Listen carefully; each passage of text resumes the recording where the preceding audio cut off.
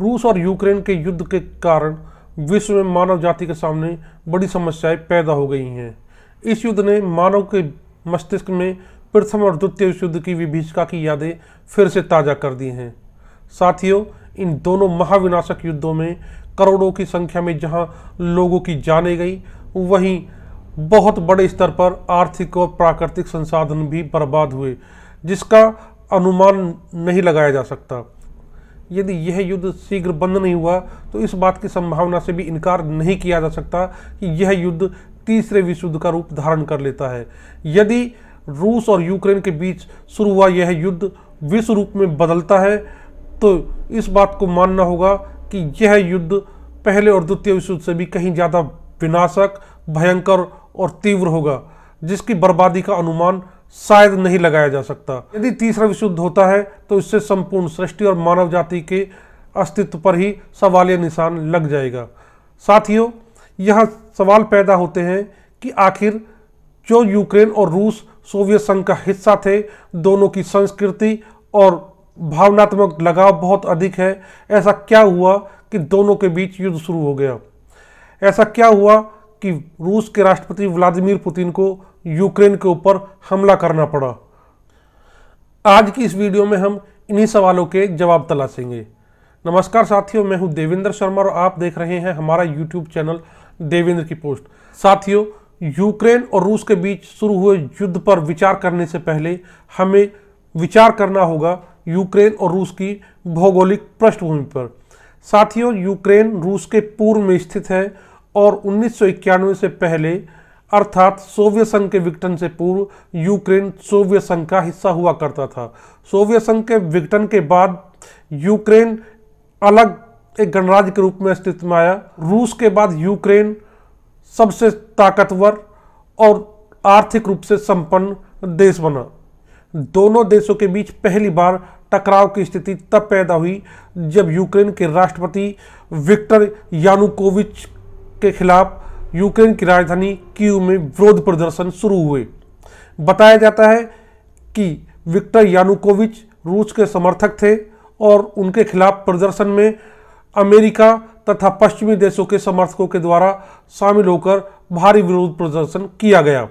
स्थिति यहाँ तक आ गई कि विक्टर यानुकोविच को साल 2014 में देश छोड़कर भागना पड़ा।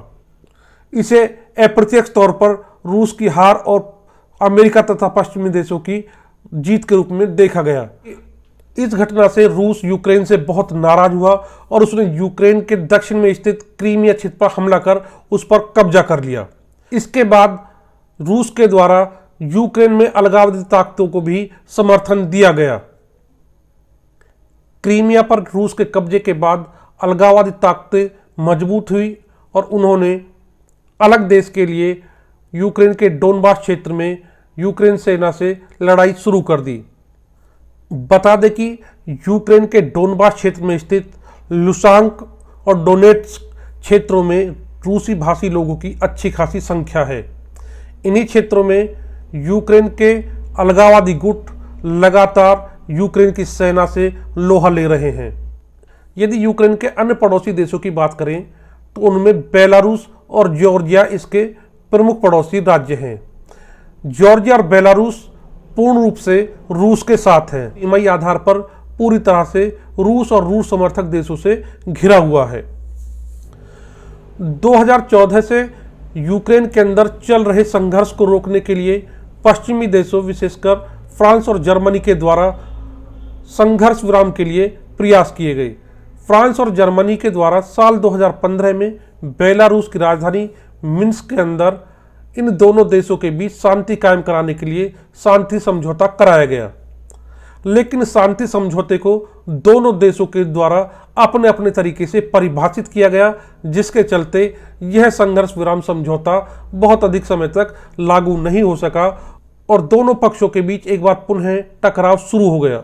स्थिति यहाँ तक बिगड़ गई कि डोनेट्स्क और लुहांस्क में यूक्रेनी सेना से लोहा ले रहे अलगाववादियों के द्वारा इन क्षेत्रों को स्वतंत्र घोषित कर दिया गया। इसके साथ ही रूस के द्वारा इन क्षेत्रों को स्वतंत्र क्षेत्र रूप में मान्यता भी दे दी गई। साथ ही इन क्षेत्रों में शांति कायम करने के लिए रूस के द्वारा इन क्षेत्रों में अपनी सेनाएं उतार दी गई, जिससे स्थिति युद्ध के मुहाने पर जा पहुंची। साथियों, रूस और यूक्रेन के बीच हालात युद्ध तक पहुंच गए। इसके पीछे जानकार 3 बातों को प्रमुख कारण मानते हैं। इनमें पहला कारण अमेरिका और पश्चिमी देशों के द्वारा नॉर्ड स्ट्रीम 2 पाइपलाइन परियोजना पर रोक लगाना माना जाता है। दरअसल साथियों, रूस ने इस परियोजना पर अरबों डॉलर खर्च किए हैं। रूस के द्वारा फ्रांस, जर्मनी सहित यूरोप को बड़े स्तर पर गैस सप्लाई की जाती है। इसके लिए नॉर्ड स्ट्रीम 1 पाइपलाइन परियोजना का सहारा लिया जाता था। यह परियोजना यूक्रेन से होकर गुजरती थी, जिसके लिए रूस के द्वारा करोड़ों डॉलर यूक्रेन को दिए जाते थे। इस खर्च से बचने के लिए रूस के द्वारा नॉर्ड स्ट्रीम 2 पाइपलाइन परियोजना पर काम शुरू किया गया। इस परियोजना के पूरे होने से रूस के लाखों करोड़ों डॉलर जो यूक्रेन को देने होते थे वह बच जाएंगे। ऐसे में यूक्रेन के हाथ से मोटी कमाई का जरिया खत्म हो जाएगा। इस परियोजना पर अमेरिका तथा यूरोप के देशों के द्वारा पाबंदी लगा दी गई। इससे रूस और यूक्रेन के बीच मनमुटाव शुरू हो गया। जानकार रूस और यूक्रेन के बीच शुरू हुए युद्ध का दूसरा मुख्य कारण यूक्रेन और रूस के बीच भावनात्मक और सांस्कृतिक लगाव को मानते हैं, जिसके चलते यूक्रेन के सोवियत संघ से अलग होने के बावजूद रूस कभी नहीं चाहता कि वह अमेरिका और पश्चिमी देशों की गोद में जाकर बैठे। दोनों देशों के बीच भावनात्मक और सांस्कृतिक लगाव को हम इस बात से ही समझ सकते हैं कि यूक्रेन के पूर्वी हिस्से में बड़ी संख्या में रूसी भाषी लोग रहते हैं। इतना ही नहीं, रूस की पहचान यूराल पर्वत श्रृंखला यूक्रेन से होकर गुजरती है। यदि यूक्रेन अमेरिका और पश्चिमी यूरोप के देशों की गोदी में जाकर बैठता है तो उससे रूस के राष्ट्रीय हित प्रभावित होते हैं। इसके बावजूद यूक्रेन लगातार अमेरिका और पश्चिमी देशों से अपनी करीबी बढ़ा रहा था। साथियों, यूक्रेन और रूस के बीच शुरू हुए इस युद्ध का तीसरा अहम कारण यूक्रेन के द्वारा नाटो से करीबी और दोस्ताना संबंध बनाना रहा है। यूक्रेन के नाटो से बहुत अच्छे संबंध हैं। दरअसल साथियों, द्वितीय विश्व युद्ध के बाद साल 1949 में सोवियत संघ के विस्तार और प्रभाव को रोकने के लिए अमेरिका के द्वारा अपने समर्थक देशों के साथ मिलकर नाटो का गठन किया था। अमेरिका और ब्रिटेन सहित 30 प्रमुख देश इस संगठन के सदस्य हैं। इस संगठन का आधार सामूहिक सुरक्षा है, अर्थात यदि कोई देश इन 30 देशों में से किसी एक भी देश के ऊपर हमला करता है तो यह हमला इस संगठन के सभी देशों के ऊपर हमला माना जाएगा। ऐसे में इस संगठन के सभी देश उस आक्रमणकारी देश के हमलों का जवाब देंगे। रूस के विरोध के बावजूद यूक्रेन ने नाटो के साथ करीबी बनाना जारी रखा। यह रूस को नागवार गुजरा। रूस चाहता है कि यूक्रेन नाटो से संबंध ना रखे।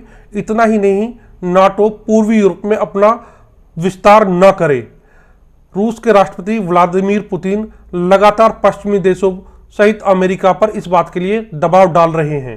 रूस के विरोध के बावजूद अमेरिका और पश्चिमी यूरोपीय देश इस बात के लिए कतई तैयार नहीं हैं। उल्टा उन्होंने यूक्रेन में सैनिक हस्तक्षेप को लेकर रूस के ऊपर भारी भरकम प्रतिबंध लगा दिए। सभी प्रतिबंधों को दरकिनार करते हुए रूस ने यूक्रेन के ऊपर हमला कर दिया। साथियों, इस युद्ध के शुरू होने के साथ ही पूरी दुनिया एक बार फिर से विश्व युद्ध के मुहाने पर आ खड़ी हुई है। दुनिया का हर देश इस मामले में सोच समझकर कदम आगे बढ़ा रहा है। हालांकि रूस के द्वारा यूक्रेन पर हमला किए जाने के बाद यूक्रेन की स्थिति बहुत कमजोर दिखाई दे रही थी। अभी तक नाटो संगठन के किसी भी देश के द्वारा प्रत्यक्ष रूप से यूक्रेन के साथ कंधा से कंधा मिलाकर रूस के हमलों का जवाब नहीं दिया जा रहा है। इतना ही नहीं, रूस के द्वारा नाटो संगठन सदस्यों को खुली चुनौती दी गई है। यदि किसी ने भी इस युद्ध में हस्तक्षेप किया तो वह अंजाम भुगतने के लिए तैयार रहे। रूस के द्वारा यह खुले तौर पर अमेरिका और नाटो संगठन सदस्यों को खुली चुनौती है। हालांकि अब इस तरह की बातें सामने आने लगी हैं कि यूक्रेन को पीछे से अमेरिका और नाटो समर्थक देश सैनिक सहायता मुहैया करा रहे हैं, लेकिन किसी भी देश के द्वारा प्रत्यक्ष रूप से इस युद्ध में भाग नहीं लिया गया है। साथियों, राजनीति के जानकार मानते हैं कि अभी तक यह युद्ध यूक्रेन की सीमा के अंदर लड़ा जा रहा है। यदि गलती से भी यह युद्ध यूक्रेन की सीमा को पार करता है या नाटो संगठन सदस्य देश इसमें हिस्सेदारी लेते हैं तो यह पूर्ण रूप से विश्व युद्ध की दिशा में बढ़ जाएगा। यदि ऐसा हुआ तो इस युद्ध में संहारक हथियारों जैसे परमाणु बमों तथा अन्य विनाशक हथियारों के प्रयोग की संभावनाओं से भी इनकार नहीं किया जा सकता। ऐसे में रूस और यूक्रेन के बीच शुरू हुए इस युद्ध ने पूरी दुनिया के सामने बहुत बड़ी समस्या पैदा कर दी है। साथियों, यदि आपको हमारा वीडियो अच्छा लगा तो हमारे चैनल को जरूर सब्सक्राइब कीजिएगा। वीडियो के बारे में हमें अपनी राय कमेंट बॉक्स में लिख के अवश्य बताएं। धन्यवाद।